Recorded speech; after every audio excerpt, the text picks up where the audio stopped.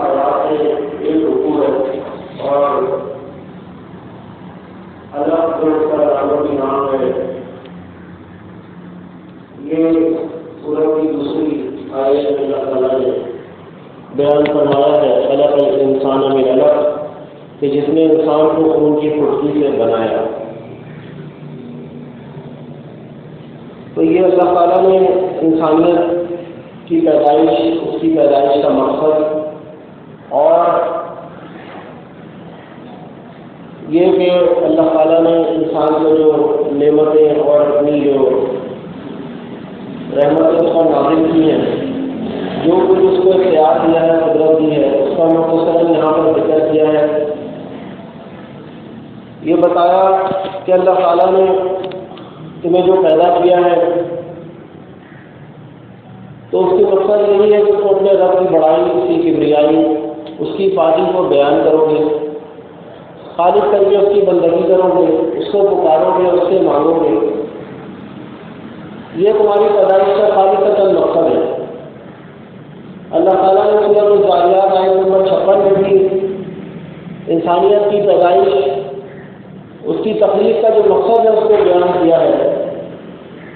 وما خلقت الجن والانس الا ليعبدون کہ ہم نے انسانوں اور جنوں اور انسانوں کو خالصتاً اللہ تعالیٰ نے اپنی بندگی کے لیے پیدا کیا ہے. یہ ہماری پیدائش کا مقصد ہے. مکی دور کے اندر نازل ہونے والی صورتوں میں جس طرح سے اللہ تعالیٰ نے ایک تسلسل رکھا ہے کہ اس میں توحید کی جو دعوت ہے اس کو بہت زیادہ شدت کے ساتھ بیان کیا ہے، بہت زیادہ نشانیوں کی طرف متوجہ کیا ہے اپنی قدرت کی، اور آخرت کی بد انجامی سے بھی ڈرایا ہے ان لوگوں کو جو اللہ کی نافرمانی کریں، اللہ کے ساتھ کفر کریں، شرک کریں، اللہ کی کتاب کی آیات سے استکبار کریں، اللہ کے بھیجے ہوئے انبیاء کی تصدیق کریں، اللہ کی نشانیوں کو جھٹلائیں. تو ان کو اللہ تعالیٰ نے دردناک عذاب کی خوشخبری سنائی ہے. زیادہ تر مکی دور کی صورتوں میں اس کا بہت زیادہ جو اللہ تعالیٰ نے زور دیا ہے. مکے کے اندر ایمان والے بہت کم تعداد میں تھے اور بہت زیادہ مشکلات سے جو ہے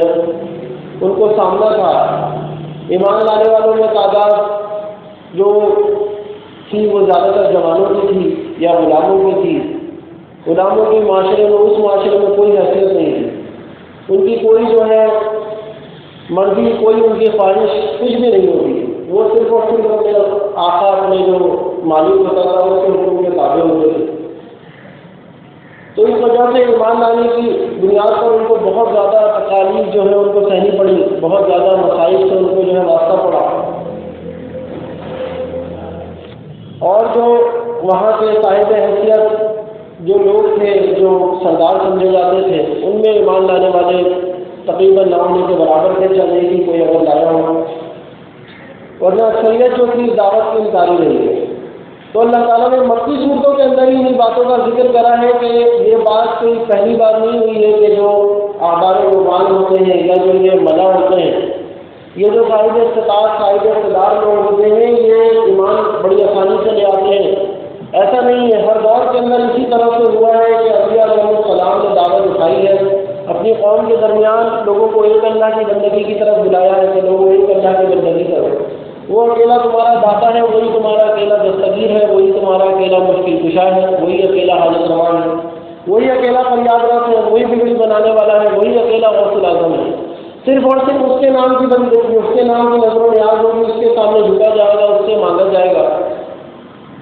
اور یہ جو تم نے اپنے گمان سے، اپنے عقل اور سمجھ سے جو ہے تم نے خود اپنے معبود گھڑ رکھے ہیں، جن کو تم نے جو ہے قبروں کی صورت میں بنایا ہوا ہے، یا یہ جو تم نے مجسمے بنائے ہوئے ہیں، ان کو سجایا ہوا ہے، ان کے سامنے ہاتھ باندھ کے کھڑے ہوتے ہو، ان سے امیدیں اور رفتہ کرتے ہو، ان کی نظر و نیاز کرتے ہو، ان کے ہار چڑھاتے ہو، ان کے چادریں چڑھاتے ہو، تو یہ تمہارا اپنا محض گمان ہے، اس کی کوئی حیثیت نہیں ہے. اس بنا پر تم مشرک ہو، اور یہ ایسا ایک انجام اللہ تعالیٰ نے مشرک کے لیے مقرر کیا ہوا ہے جس کی تم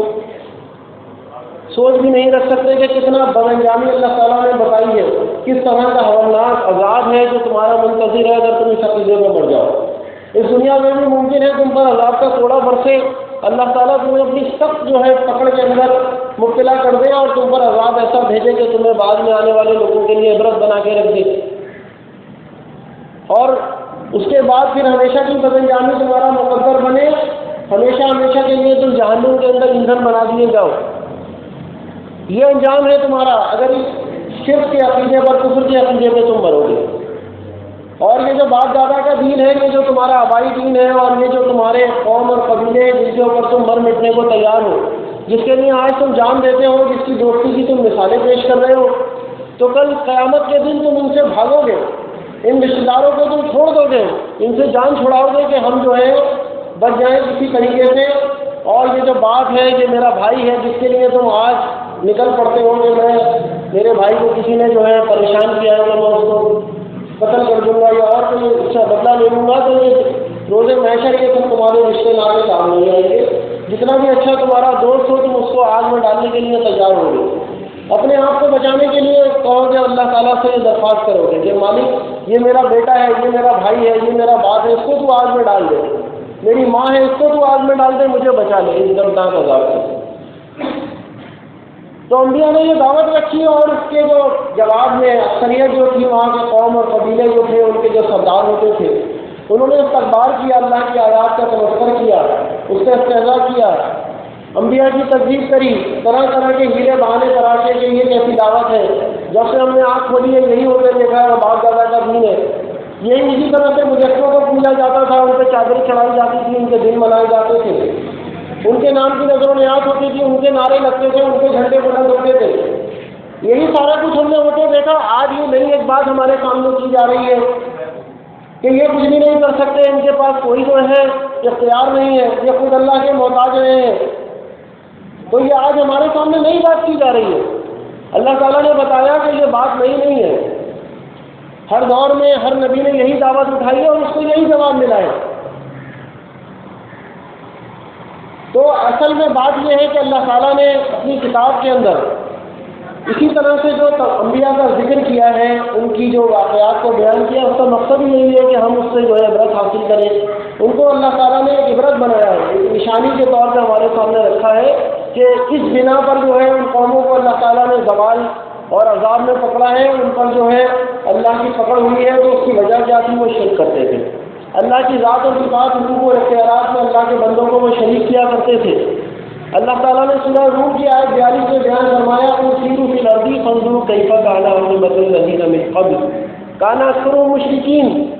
کہ ان سے کہیں زمین پر چلیں پھریں اور اس کو دیکھیں، اس کا جائزہ لیں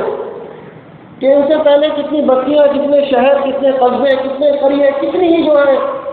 آبادیاں تھیں جن کو اللہ تعالیٰ نے نیست و نابود کر دیا، تباہ و برباد کر دیا، صفحہ ہستی سے مٹا دیا۔ ان کا کیا جرم تھا؟ ان کا کیا اللہ تعالیٰ سے جھگڑا ہو گیا تھا؟ کوئی جائیداد کا تنازع تھا؟ آخر کیا ایسی بات تھی جس کی وجہ سے مالک ان پر اس طرح غضبناک ہو گیا؟ کانا اکثرهم مشرکین، وجہ یہ تھی کہ وہ ان کی اکثریت شرک کر رہی تھی، اللہ کو گالی دے رہی تھی، اللہ کی ذات، اس کی صفات، اس کے حقوق، اس کے اختیارات میں شرک کر رہی تھی، اللہ کا حق اللہ کے بندوں کو دے رہی تھی۔ اللہ تعالیٰ نے ان کے اندر انبیاء کو بھیجا، لیکن وہ اس کی تکذیب کرتے رہے، انکار کرتے رہے، اور اپنی جو ہے وہی کفر و شرک کی جو ہے مستیوں میں مگن رہے، تو بالآخر اللہ کا عذاب ان پر آ گیا۔ تو اللہ تعالیٰ نے ان واقعات کے ذریعے سے جو ہے مکی دور کی صورتوں میں خصوصاً انسانیت کو متوجہ کیا ہے کہ دیکھو یہ اللہ تعالیٰ نے جو ہے تمہیں پیدا کیا ہے، جو اس کی نشانیاں ہیں، یہ زمین ہے، یہ آسمان ہے، یہ چاند ہے، یہ سورج ہے، یہ ہوائیں چل رہی ہیں، یہ بارش برس رہی ہے، یہ دریا رواں ہو رہے ہیں، اس سے ندیاں نکل رہی ہیں، نہریں نکل رہی ہیں، اس سے زمین جو ہے سیراب ہو رہی ہے، اس سے جو ہے کھیتی اگ رہی ہے، اس پر مویشی پل رہے ہیں، اس سے تم دودھ پی رہے ہو، ان کا تم گوشت کھا رہے ہو، ان پر تم سوار ہو رہے ہو، یہ سورج ہے، اس کی روشنی میں تم اپنے کام کاج کرتے ہو، یہ چاند ہے، اس سے تم مہینوں کا جو ہے حساب کتاب لگاتے ہو، یہ ستارے ہیں، اس سے تم جو ہے راستے کا تعین کرتے ہو۔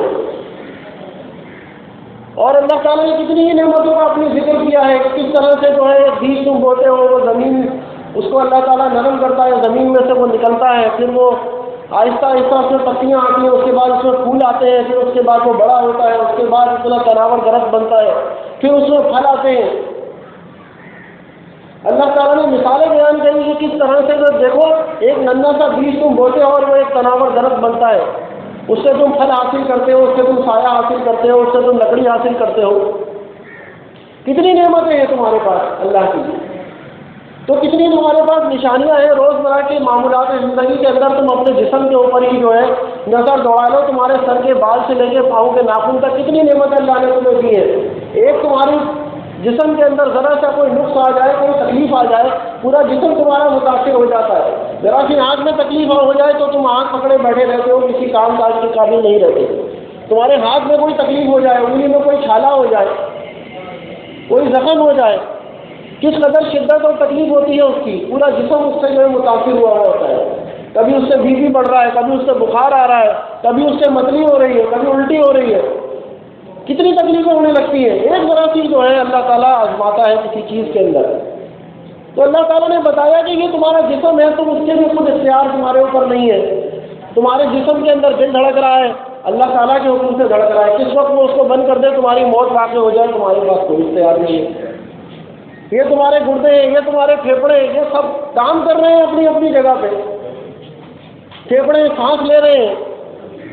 ہوا لے رہے ہیں، باہر کر رہے ہیں، ہوا لے رہے ہیں، باہر کر رہے ہیں. تمہارا کوئی اختیار نہیں ہے. کسی کا بھی مالک ہوا کو روک دے. تو مالک نے بتایا، اپنی نعمتوں کو گنوایا ہے اپنی اس کتاب کے اندر کہ یہ دیکھو کیسی کیسی نعمتیں ہیں. مالک بیان فرماتا ہے کہ یہ زمین پر جتنا سمندر ہے یہ سارا سیاہی بن جائے، اور یہ جتنے درخت ہیں ان کے سارے قلم بنا دو، اور مالک کی جو ہے کبریائی، اس کی بڑائی، اس کی نعمتیں، اس کی رحمتیں تم لکھنے بیٹھ جاؤ تو تم اس کو شمار نہیں کر سکتے، ان کو لکھ نہیں سکتے. خواہ اتنے اور سمندر کیوں نہ لے آؤ، مالک کی پاکی کو بیان نہیں کر سکتے. یہ اس کی عالم ہے، یہ اس کا حال ہے. لیکن انسانیت کس قدر گمراہ ہے، کس قدر جو ہے اللہ کی نافرمان ہے، ناشکری ہے کہ مالک اپنی نعمتیں دیتا ہے. مالک اس کے ماں کے پیٹ کے اندر اس کو جو ہے بناتا ہے، اس پر اعضا کو بناتا ہے، ٹھیک ٹھیک جو ہے ان کو بیٹھاتا ہے، اس پر گوشت بناتا ہے، اس پر ہڈی کے اوپر گوشت چڑھاتا ہے، لوچڑا. اس کے بعد پھر سارے یہ مراحل سے گزار کے مالک اس دنیا کے اندر لے کر آتا ہے. دنیا میں بھی اس کے رزق کا انتظام کرتا ہے ماں کی صورت میں. اس کو جو ہے پیدائش سے ہی فطری طور پر یہ طریقہ سیکھ کر آتا ہے، وہ دودھ پیتا ہے. دنیا میں آنے کے بعد وہ پھر آہستہ آہستہ بڑا ہوتا ہے، اللہ کی نعمتوں سے جو ہے مستفید ہوتا ہے. کتنی غذائیں ہیں جن کو وہ استعمال کرتا ہے روزمرہ کی زندگی میں. تو مالک بیان فرماتا ہے یہ ساری نعمتیں استعمال کرنے کے بعد وہ کس قدر ناشکرا ہوتا ہے. اللہ کی نعمتوں کو استعمال کرنے کے بعد جب حق ادا کرنے کا معاملہ آتا ہے کہ وہ مالک کی کبریائی، اس کی پاکی، اس کی جو ہے بزرگی کو بیان کرے، اس کے نام کی وہ نظر و نیاز کرے، تو وہ باباؤں کے دن منانے لگتا ہے، وہ ان کے نام کی نظر و نیاز کرتا ہے. بچوں کی پیدائش ہوتی ہے تو وہ کہتا ہے کہ فلاں بابا نے دیا ہے، فلاں حضرت نے جو ہے یہ بچہ مجھے دیا ہے. نعوذ باللہ. کتنا بڑا کفر ہے، اللہ کی آیات کا کھلا انکار. دعویٰ یہ ہے کہ وہ کلمہ پڑھ رہا ہے، کتاب کو مان رہا ہے، وہ یہ کہہ رہا ہے کہ میں جو ہے اسلام کا ماننے والا ہوں، میں مسلم ہوں، میں قرآن کو مانتا ہوں، میں رسول اللہ صلی اللہ علیہ وسلم کا امتی ہوں. یہ آج کے مسلم کی بات ہو رہی ہے. اس وقت کا تو کافر اور مشرک، وہ تو کتاب کو نہیں مان رہا تھا لیکن اس کا عقیدہ اس سے بہتر تھا، اگرچہ وہ کتاب کا انکاری تھا. لیکن آج جو مشرک ہے وہ اس سے کہیں زیادہ شرک کے اندر جو ہے نجاست اور غلاظت میں جو ہے لتھڑا ہوا ہے. آپ اس کے عقیدے کو دیکھو، اور اللہ تعالیٰ جو ہے مکہ کے مشرک کا عقیدہ اپنی کتاب میں بیان کر رہا ہے، اس سے اس کا موازنہ کرو تو مکے کا مشرک کم درجے کا مشرک نظر آئے گا. آج یہ کلمہ پڑھنے والا اس سے زیادہ مشرک ہے. آپ دیکھیے مکے کے مشرک کے بارے میں اللہ کی کتاب کہتی ہے کہ وَيَعْبُدُونَ مِن دُونِ اللَّهِ مَا لَا يَضُرُّهُمْ وَلَا يَنفَعُهُمْ وَيَقُولُونَ هَؤُلَاءِ شُفَعَاؤُنَا عِندَ اللَّهِ کہ وہ ایسی ہستیوں کو پکارتے ہیں جو نہ تو کوئی ان کو نقصان پہنچا سکتی ہیں اور نہ ہی کوئی نفع دے سکتی ہیں، کوئی ان کے پاس اختیار نہیں ہے. اور جب ان کو اس چیز سے منع کیا جاتا ہے کہ یہ کام نہ کرو، اللہ کے نبی صلی اللہ علیہ وسلم اور اصحاب رسول صلی اللہ علیہ وسلم جو ہے ان کو یہ بتاتے کہ یہ شرک ہے، اللہ تعالیٰ اس جرم میں تمہیں پکڑ سکتا ہے، تو وہ کہتے کہ مَا نَعْبُدُهُمْ، ہم ان کی بندگی نہیں کرتے. وَيَقُولُونَ هَؤُلَاءِ شُفَعَاؤُنَا عِندَ اللَّهِ، یہ تو اللہ کے دربار میں ہمارے سفارشی ہیں، یہ اللہ تک ہماری بات پہنچاتے ہیں. اللہ تعالیٰ کی بارگاہ بہت اونچی ہے، ہم دعا تو اللہ ہی سے کر رہے ہیں لیکن ان کو وسیلہ بنا رہے ہیں. یہ اللہ کے نیکوکار بندے تھے، یہ اللہ کے زیادہ نزدیک ہیں. اللہ تعالیٰ ہماری نہیں سنتا، ان کی سن لیتا ہے، ان کی ٹالتا نہیں ہے۔ تو یہ ان کے جو ہے یہ ان کا معیار تھا، ایمان تھا، اور یہ ان کے پاس دلائل ہوتے تھے کہ پہاڑ پہ چڑھنا ہو تو سیڑھی یا جو ہے کھچر کی ضرورت ہوتی ہے۔ اس طرح سے وہ مثالیں دیا کرتے تھے۔ آج مشرک کہتا ہے بھر دے جھولی میری یا محمد، لوٹ کر میں نہ جاؤں گا خالی۔ وہ کہتے تھے کہ یہ وسیلہ ہے، یہاں پر براہ راست جو ہے نبی صلی اللہ علیہ وسلم کو پکارا جاتا ہے، انہی سے اولاد مانگی جاتی ہے۔ سارے نبی تیرے در کے سوالی، نعوذ باللہ۔ کتنا بڑا کفر ہے، کتنا مشرکانہ عقیدہ ہے۔ یہ مکے کا مشرک کا بھی یہ عقیدہ نہیں تھا جو آج یہ کلمہ پڑھنے والے کا عقیدہ بنا ہوا ہے۔ کہتا ہے تم ہی سے مانگیں گے، تم ہی دو گے، تمہارے ہی در سے لو لگی ہے، نعوذ باللہ۔ یہ سب تمہارا کرم ہے، آقا کے بعد اب تک بنی ہوئی ہے، نعوذ باللہ۔ کتنا بڑا کفر ہے، کس درجے کا گھنونا شرک ہے جو یہ کر رہے ہیں۔ دعویٰ یہ ہے کہ یہ کتاب کو مانتے ہیں، قرآن و سنت کے ماننے والے ہیں۔ عقائد آپ دیکھیں تو ایسا غلیظ عقیدہ کہ ماضی کی جتنی مشرک قومیں ہیں ان کے عقائد کو اللہ تعالیٰ نے کتاب میں بیان کرائے، قرآن میں، اس سے موازنہ کریں تو آج کا مشرک ان سے کہیں زیادہ درجے کا مشرک ہے۔ مکہ کا مشرک لے لیں یا نوح علیہ السلام کے دور کا مشرک لے لیں جو اس زمین پر پہلی مشرک قوم گزری ہے، وہ بھی جو ہے قبروں کو پختہ کرتی، ان پر مجاورت اختیار کرتی، وہاں پر جو ہے چادریں چڑھاتی، پھیرے لگاتی اور ان کو وسیلہ بناتی۔ سورہ نوح کی آیت 23 میں اللہ تعالیٰ نے بیان فرمایا ہے، اور بخاری کی حدیث میں ابن عباس رضی اللہ عنہ نے اس آیت کی تفسیر بیان فرمائی ہے کہ اللہ کے نبی صلی اللہ علیہ وسلم نے یہ اس آیت کے بارے میں بیان کیا۔ فی قوله تعالی وقالوا تذرون آلہتکم ولا تذرون ودا ولا سواع ولا یغوث ویعوق والنصر۔ قوم نوح علیہ السلام کے جو پیر اور مولوی تھے، جو ان کے بڑے مذہبی اور سیاسی رہنما تھے، انہوں نے اپنی قوم والوں سے کہا کہ دیکھو نوح کی بات کو نہ ماننا، یہ جو کہتا ہے کہ ایک اللہ اکیلا داتا دستگیر مشکل کشا ہے، حاجت روا ہے، اکیلا فریاد رس سے بگڑی بنانے والا غوث اعظم ہے، تو یہ بات نہیں ماننی ہے۔ اسی طرح سے اپنے باباؤں کو ود صبح یغوث یعوق اور نصر کو پکارتے رہو، مانگتے رہو، جس طرح تم کرتے آئے ہو، جس طرح تمہارے باپ دادا نے کیا ہے، جس طرح تم نے آنکھ کھولی ہے، ہوتے دیکھا ہے، بس یہی کرنا ہے، یہی ایک نجات کا راستہ ہے۔ یہ ان کے جو ہے مذہبی اور سیاسی رہنماؤں نے اور ان کے بڑے سرداروں نے ان کو جو ہے ترغیب دی، یہ ان کو راستہ دکھایا۔ قال ابن عباس رضی اللہ عنہ ان ہؤلاء كانوا قوما صالحین فی قومهم۔ ابن عباس رضی اللہ عنہ بیان فرماتے ہیں کہ یہ سارے جو تھے ود صبح یغوث یعوق اور نصر قوم نوح علیہ السلام کے نیک لوگ تھے، کوئی یہ پیشہ ور مولوی نہیں تھے، کوئی یہ مشرک لوگ نہیں تھے، کوئی اللہ کے نافرمان باغی سرکش نہیں تھے، اللہ کے برگزیدہ بندے تھے، اللہ کے ولی اللہ تھے۔ قال ابن عباس رضی اللہ عنہ ان ہؤلاء كانوا قوما صالحین فی قوم نوح، قوم نوح علیہ السلام میں سے نیک لوگ تھے۔ فلما ماتوا، جب وہ مر گئے، عقیموا الی قبورہم، لوگوں نے کیا کیا کہ بجائے اس کے کہ ان کی پیروی کرتے جس طرح سے وہ اللہ کی بندگی کرتے رہے، اللہ سے مانگتے رہے، اسی کی وہ دعوت دیتے رہے، اسی پہ وہ خود بھی لگے رہے، یہی طریقہ اختیار کرتے، لیکن انہوں نے کیا کیا، عقیموا الی قبورہم، ان کی قبروں سے ہی وابستہ ہو گئے۔ وہ انہوں نے محبت میں اتنا غلو کرا کہ بجائے اس کے وہ ان کے طریقے پہ چلتے ہیں، انہوں نے ان کی قبروں کو پختہ کر لیا، تو وہاں پہ جا کے جو ہے انہوں نے استحان بنا لیے، وہاں پر جو ہے انہوں نے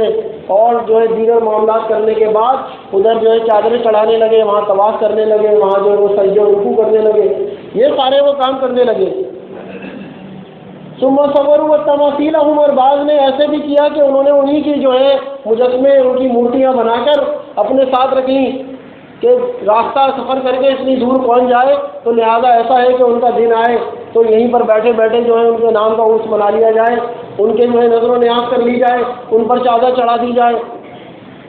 ان پہ پھول ڈال دیے جائیں۔ جس طرح سے آج آپ دیکھیے یہ کلمہ پڑھنے والے جو ہیں یہ دعویٰ کرتے ہیں کہ ہم مسلم ہیں، وہی عقیدہ، وہی نظریہ اور وہی سارا طرز عمل آپ کو نظر آئے گا کہ کس طرح سے قبریں یہاں پر پختہ ہوتی ہیں، وہاں پر مزارات بنتے ہیں، وہاں پر جو ہے چادریں چڑھتی ہیں، رکوع و سجود ہوتے ہیں، سارے جو غیر اللہ کے بندگی ہے وہ کی جاتی ہے، اور پھر ساتھ ساتھ کیا کیا جاتا ہے، انہی باباؤں کی تصویریں، ان کی جو ہے مجسموں کی صورت میں اپنے اپنے گھروں پر، اپنی سواریوں میں، اپنے جو ہے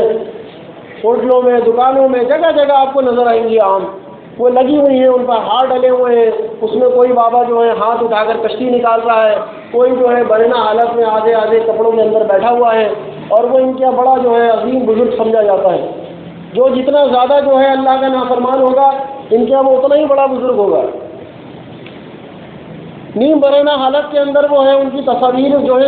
انہوں نے بنائی ہوئی ہیں، اور وہ ان کے ہوٹلوں میں، راستوں میں، مکانوں میں، ہر جگہ جو ہے سواریوں پہ لگی ہوئی ہیں، اور عقیدہ کیا ہے کہ اس سے جو ہے رحمت اور برکت ہوگی۔ نعوذ باللہ، کتنا غلیظ عقیدہ، کتنا مشرکانہ عقیدہ۔ اس کے آگے وہ ہاتھ جوڑ کے کھڑے ہو رہے ہیں، کوئی ہاتھ باندھ کے کھڑا ہو رہا ہے، کوئی جو ہے وہ ہاتھ اٹھا کے وہاں دعائیں کر رہا ہے، ان سے وسیلہ بنا رہا ہے، کوئی انہی سے جو ہے پکارے لے رہا ہے، انہی کو مانگ رہا ہے، انہی سے مانگ رہا ہے۔ تو کہنے کا مقصد یہ ہے کہ یہ جو جرم ہو رہا ہے آج، یہ جو سارا شرک ہو رہا ہے، تو یہ کوئی نئی بات نہیں ہے، یہ اس سے پہلے بھی ہوتا رہا، اور ان قوموں کا جو انجام اللہ تعالیٰ نے کیا ہے وہ بھی اللہ نے بتا دیا کہ کس طرح سے ان پر عذاب آیا ہے۔ کسی پر پتھروں کی بارش پڑتی ہے، کسی پر جو ہے اتنا اللہ تعالیٰ نے پانی برسایا کہ زمین سے بھی پانی، آسمان سے بھی پانی، اور جو ہے سمندر بھی ابل پڑے، اور ہر جگہ سے جو ہے پانی پانی، بس سب کو جو ہے ہلاک و برباد کر کے رکھ دیا اللہ تعالیٰ نے۔ کیسا واقعہ اللہ تعالیٰ نے سورہ نوح میں بیان فرمایا ہے، اور سورہ فرقان کے اندر اور دیگر صورتوں میں اللہ تعالیٰ نے انبیاء کے واقعات میں بیان فرمایا ہے کہ کس طرح سے سورہ ہود کے اندر اللہ تعالیٰ نے وقت کے نبی نوح علیہ السلام کا ذکر کیا، اور فرمایا کہ ان کا بیٹا، مکالمہ اللہ تعالیٰ نے بیان کرا کہ کس طرح سے دونوں میں مکالمہ ہو رہا ہے۔ باپ کہہ رہا ہے کہ بیٹا کشتی میں آ جا، ایمان والوں کے ساتھ شامل ہو، بیٹا کہہ رہا ہے کہ میں والد صاحب میں جو ہے پہاڑ پہ چلا جاؤں گا، بہت اونچا پہاڑ ہے۔ نوح علیہ السلام نے کہا کہ آج اللہ کے عذاب سے کوئی چیز نہیں بچ سکتی مگر وہ جس پر اللہ رحم کرے۔ مالک بیان فرماتا ہے یہ ابھی مکالمہ چل رہا ہے، تو ان دونوں کے درمیان ایک لہر جو ہے، ایک بڑی موج جو ہے حائل ہو گئی۔ لہریں کیا تھیں؟ وہ تو پہاڑ تھے، اللہ تعالیٰ بتاتا ہے وہ پہاڑوں جیسی لہریں تھیں، اور وہ ڈوب کر رہ گیا۔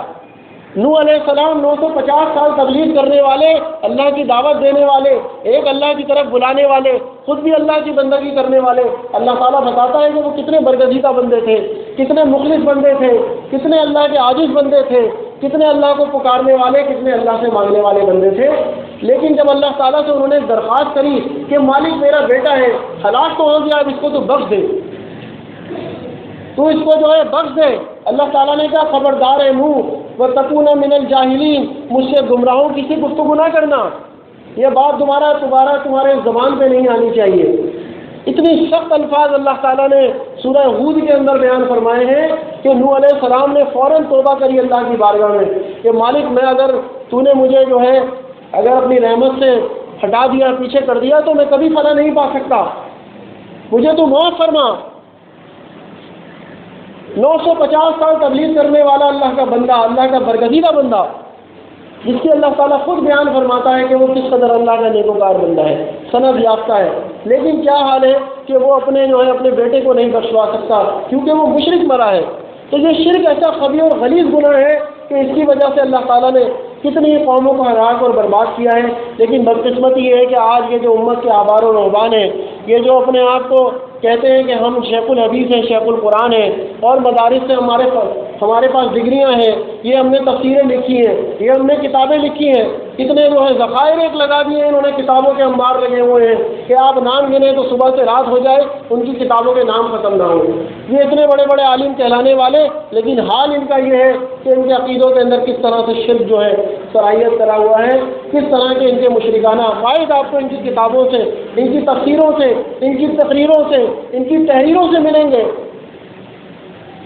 آپ خود ان کا جو ہے جائزہ لیں، ان کا محاسبہ کریں تو آپ کو نظر آئیں گے کہ ان کے کیسے مشرکانہ عقائد ہیں۔ کوئی فرقہ، کوئی مسئلہ آپ اٹھا لیں اسلام کے نام پہ جو آج مشہور و معروف ہے، چاہے وہ دیوبندی ہو، بریلوی ہو، اہل حدیث ہو، یا یہ سعودی حملی ہو، یا اور اس طرح کے جو دوسرے فرقے اور مسالک ہیں، ان کے عقائد کے اندر کتنے شرک جو ہیں ان کی اپنی کتابوں میں جو ہیں سجے ہوئے ہیں، ان کے علماء لکھ کے گئے ہیں، فتوے دے کے گئے ہیں۔ قبر کے اندر مردوں کو زندہ ماننا، روح پلٹ آنے کا مشرکانہ عقیدہ، اللہ کی کتاب کا کھلا انکار ہر فرقہ اور مسلک کرتا ہے۔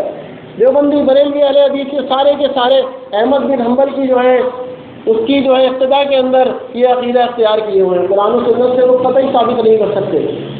وجہ کیا ہے؟ ان کا امام بڑا احمد بن حنبل یہ عقیدہ دے کر گیا ہے کہ روح پلٹتی ہے قبروں کے اندر دنیا میں، اور مردہ جو ہے زندہ ہوتا ہے۔ تو اس کی دیکھا دیکھی پر یہ سارے جتنے ہی انہوں نے تھے یہی عقیدہ اختیار کیا ہے۔ آج اسی بنیاد پر ساری قبریں پختہ ہو رہی ہیں کہ بابا قبر کے اندر زندہ ہے، سنتا ہے، سنو پکارو تو آواز سنتا ہے، جواب دیتا ہے۔ اللہ کی کتاب بیان فرماتی ہے ان تدعوہم، اگر تم انہیں پکارو گے، لا یسمعوا دعاؤکم، یہ تمہاری دعاؤں کو نہیں سن سکتے،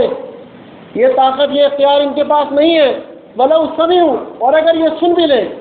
تمہارا یہ عقیدہ ہے یہ سنتے ہیں، مالک کہتا ہے یہ سنتے نہیں ہیں، لیکن مان لیا یہ سنتے ہیں، چلو تمہاری بات رکھ لی، مستجاب لکم، یہ کیا تمہاری دعوت، جو یہ تمہاری دعا ہے، یہ جو تمہاری التجا ہے، یہ جو تمہاری فریاد ہے، یہ جو تم ان سے خواہش، جو تمنا تم ان سے کر رہے ہو، مستجاب لکم، یہ پوری نہیں کر سکتے۔ یہ خود جب زندہ تھے اللہ کی نعمتوں کے محتاج تھے، اللہ سے مانگتے تھے، اللہ کے سامنے جو ہے رجوع اور توبہ کرتے تھے، جو نیکوکار تھے۔ مشرک کافر کی بات نہیں کر رہا، جو اللہ کے نافرمان تھے ان کی بات نہیں ہو رہی، جو اللہ کے برگزیدہ بندے تھے بات ان کی ہو رہی ہے۔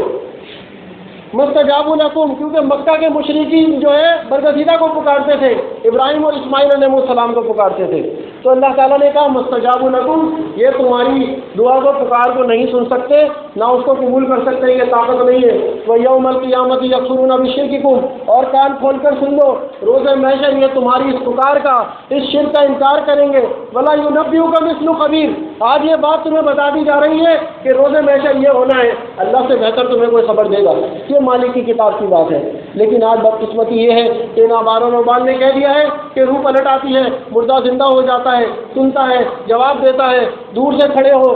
دور سے پکارو تو بھی سن لیتا ہے، سلام کرو تو بھی سن لیتا ہے، اتنا زیرک اور ہوشیار ہوتا ہے کہ قبر پہ نر و مادہ بیٹھے ہو پہچان لیتا ہے۔ یہ ظالموں کہاں سے لائے ہو؟ اللہ کی کتاب کا کھلا انکار کرتے ہو، دعویٰ تمہارا یہ ہے کہ مسلم ہو۔ تو اللہ تعالیٰ سے دعا ہے کہ وہ ہمیں اس قرآن کو پڑھنے سمجھ لیں، اس کے مطابق عقیدہ بنانے اور آگے اس کو بڑھانے کی ہمت، پھیلانے کی ہمت اور توفیق دیں۔ اقول قولی ھذا واستغفر اللہ لی ولکم ولسائر المسلمین۔ دعوت توحید کے سلسلے میں جو ہمارا ہر اتوار کو مرکزی پروگرام ہوتا ہے وہ انشاءاللہ کی ماڑی کی مسجد میں ہوگا، اثر سے پروگرام ہے، ساتھی شرکت کی کوشش کریں۔